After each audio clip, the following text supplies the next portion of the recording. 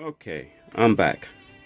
And back to the discussion on hand of cleaning brass using the methods that we have been cleaning brass for well over 100 years. And what I have here on the left is I have the old method of corn cob and walnut. I have in the center ultrasonic, and I have on the right of stainless steel, liquid soap, and Lemmy Shine. And on the right, I'm to the point to where I'm going to sell the tumbler and dispose of the walnut shell and the corn cob, and just stick with the stainless steel media because I am so satisfied. I am thoroughly satisfied with using that method to clean my brass. And the reason being is that if you look at the brass for using both the corn cob and the walnut, it gets it clean to a point. And if you want it any cleaner than this, then you're cleaning that brass for 14, 18 hours in order to do it. I don't have that kind of time in a day to be cleaning brass.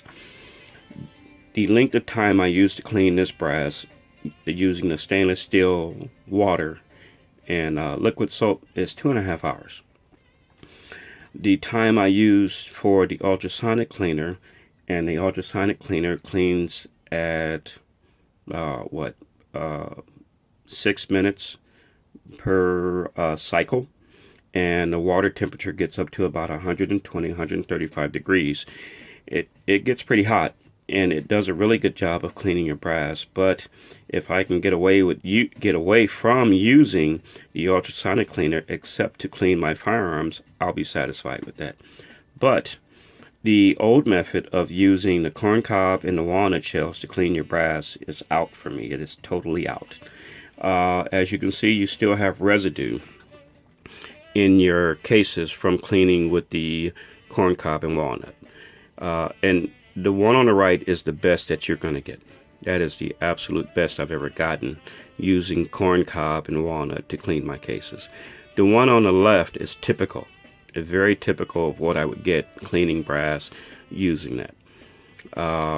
The ultrasonic cleaner, I was thoroughly satisfied with using the ultrasonic cleaner because it gets the brass really clean versus using the old method of corn cob and walnut shells. As you can see, even the primer pockets, in using the ultrasonic, get a better picture here, of using the ultrasonic, it cleans it very well. And I was happy with that. But I wanted to experience using the stainless steel. I've watched numerous videos on YouTube and the results of using the stainless steel, and I finally splurged on getting a stainless steel tumbler, and I'm thoroughly happy with the end results of using the stainless steel over using the corn cob or the ultrasonic. After listening and reading the instructions of using the stainless steel, they suggest that you pop the primers out of your brass before you clean it. Well, I wanted to conduct a little experiment and see exactly the difference that I would get using cleaning the brass with the primers in place. Because after going to the range and shooting 500 rounds, you don't want to come here and sit here for 2 or 3 hours popping primers. So you can see the one primer pocket on the one case has been popped, and the cleanliness of the primer pocket. Come on, Rudy, get that straight. Is that the best? That's the best focus I'm going to get out of this phone.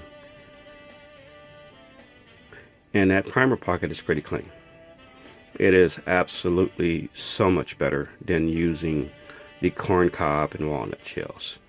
With the corn cob and walnut shells, you normally end up getting especially with the corn cob, you normally end up getting bits of corn cob stuck in the primer holes. So you're sitting up there punching corn cob out of the primer holes, and that gets old. So I'm going to stay with the stainless steel. I'm very happy with it. I'm thoroughly impressed with it, I'm going to write Lyman and tell him how happy I am with this with the cleaner. So what I have in the background is I have 9mm cases that are used that have been cleaned with the ultrasonic cleaner, and I'll just give you an idea of the 9s that what I cleaned. And this right here is all of the 9 that I've cleaned using the stainless steel media and the soap and water, along with the lemon shine. And in the back you see a brand new 6.5 Grendel case.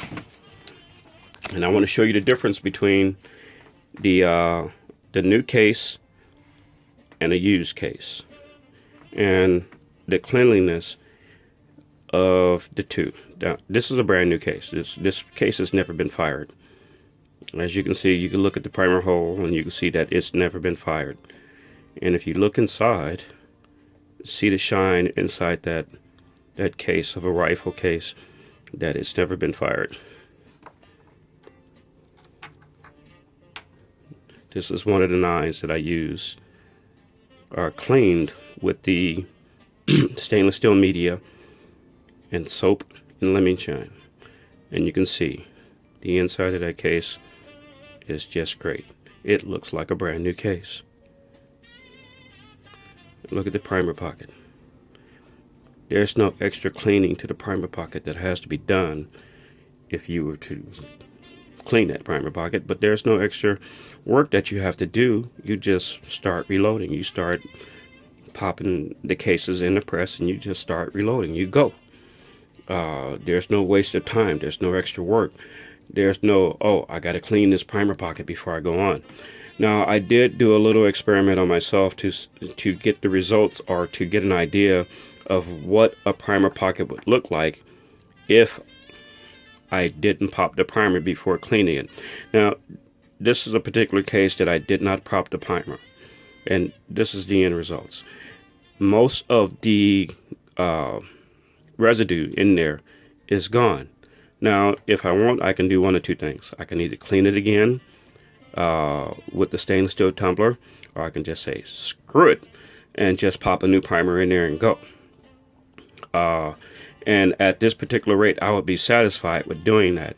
And just to give you a general idea, to show you that I'm not bullshitting you, I'll go ahead and put this in my press, and I'll pop the primer out right now, so you can see that with the primer in place, you still get a pretty much clean primer pocket without any issues.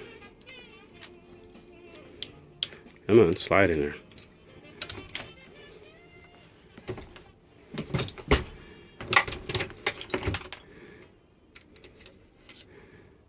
And there you have it.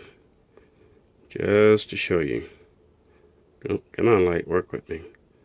That's what it looks like, even if you don't pop the primer. That case, or that pocket, is, say, 70% clean over what you would find using a typical cleaner. And the inside, you can see the inside still has a little bit of residue in there, but I'm still happy with this. I'm to the point to where I can clean brass all day long and not have to worry about cases ending up looking like this. I mean, this is still filthy. Even with the light, no matter how much light I can get in this case particularly, it still has a lot of residue left in there.